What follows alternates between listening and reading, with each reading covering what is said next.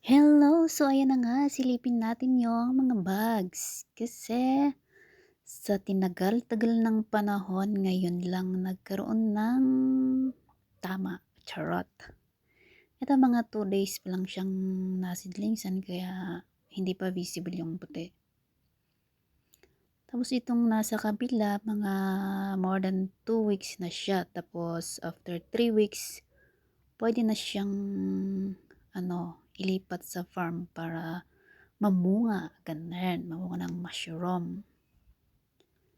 Yan, kapag fully ramified, yung puti lahat, walang nakikitang brown.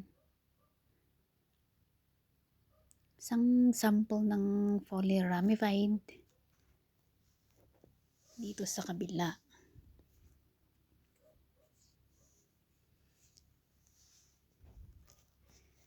Ito, hanapin natin yung fully ramified. May brown paite. Ito. Ganun, dapat ganyan siya.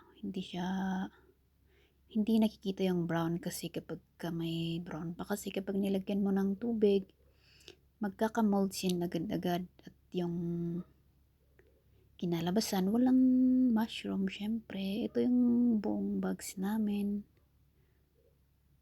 Hindi po siya magkakaparihong batch. Tig isang lang.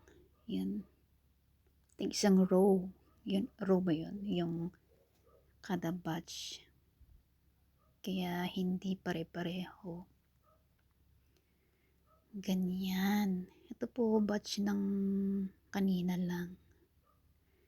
Yan po at hanggang sa muli po. Salamat sa panonood. Paalam.